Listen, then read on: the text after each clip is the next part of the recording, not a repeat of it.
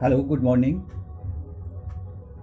सभी विद्यार्थियों का ग्रामीण महिला पीजी महाविद्यालय की डिजिटल क्लासेज में स्वागत है। आज हम पढ़ेंगे लोक प्रशासन का अर्थ एवं परिभाषाएं। लोक प्रशासन दो शब्दों से मिलकर बना हुआ है। पहला शब्द है लोक और दूसरा शब्द है प्रशासन। जहां लोक शब्द का अर्थ शाब्दिक दृष्टि से देखें तो देश की संपूर्ण जनता या सार्वजनिकता जो व्यक्तिगत नहीं हो,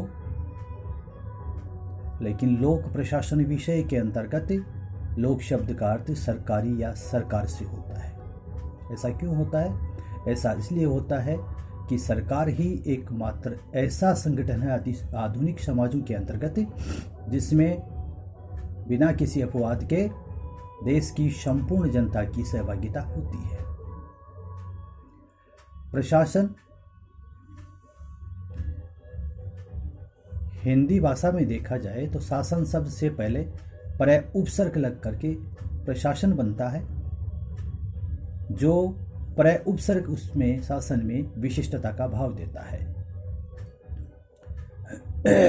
उसी प्रकार से हम संस्कृत भाषा के अंतर्गत देखें तो प्रशासन को मूलतः संस्कृत भाषा का शब्द माना जाता है, जो सास धातु से पूर्व प्रत्यय उपसर्ग लगने से बना है, जो विशिष्टता का जो उत्कृष्ट या प्रकृष्ट रीति से शासन करने का परिचय देता है। उसी प्रकार से एडमिनिस्ट्रेशन अंग्रेजी शब्द है जिसका हिंदी रूपांतरण प्रशासन होता है, और यह एडमिनिस्ट्रेशन लैटिन भाषा के दो शब्दों एड और मिनिस्टर से मिलकर बना है, जिसका अर्थ होता है व्यवस्था करना, प्रबंध करना या देखभाल करना, टू मैनेज। तो इस प्रकार से शाब्दिक दृष्टि से लोक प्रशासन का अर्थ हुआ सरकारी कार्यों की प्रबंधन और व्यवस्था से जो देश की संपूर्ण जनता के लिए किए जाते हैं।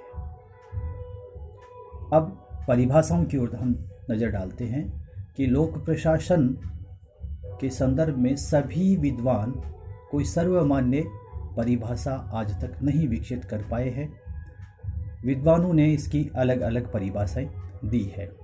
वुड्रो विल्सन जो लोक प्रशासन के जनक हैं, उन्होंने लोक प्रशासन को कानून या विधि के क्रमबद्ध रूप से क्रियान्वयन का नाम लोक प्रशासन दिया है, और कानून को क्रियान्वित करने वाली प्रत्येक क्रिया एक प्रशासकीय क्रिया होती है।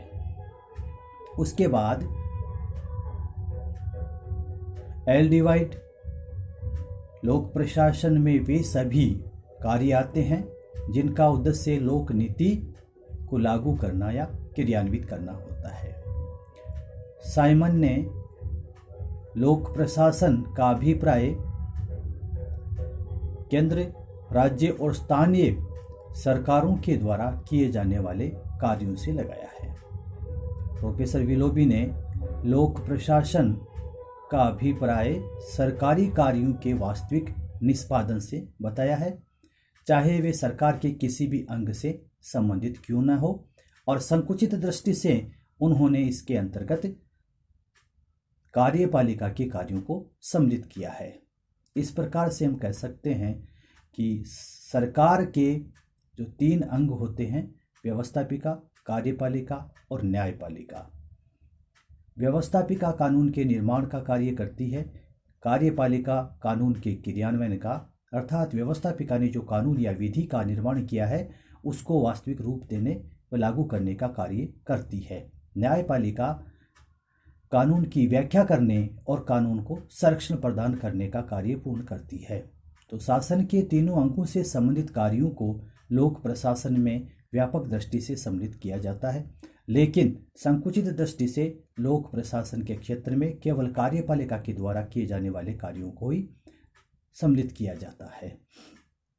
इस प्रकार से लोक प्रशासन आधुनिक समय में राजनीतिक व्यवस्था के अंतर्गत जो निर्णय लिए जाते हैं उनको क्रियान्वयन करने वाले एक साधन के रूप में काम करता है, जिससे सरकार की कार्यों और नीतियों को लागू किया जा सकता है या सरकार द्वारा अपना उद्देश्य प्राप्त किया जाता है। लोक प्रशासन कहलाता है। अब उसके बाद हम देखते हैं कि लोक प्रशासन की विशेषताएं हम किस प्रकार से स्पष्ट करें। तो लोक प्रशासन के अंतर्गत सबसे पहली विशेषता आती है कि यह विषय लोक नीति को लागू करने से संबंधित है। दूसरी, लोक प्रशासन के अंतर्गत सरकार के तीनों अंगों के कार्यों का व्यापक दृष्टिकोण के अंतर्गत अध्ययन किया जाता है। तीसरी परिभाषा आती है कि लोक प्रशासन सरकारी कार्यों के प्रबंधन और उनकी व्यवस्था करने का नाम है। तो ये थी लोक प्रशासन का अर्थ एवं महत्वपूर्ण परिभाषाएं। धन्यवाद।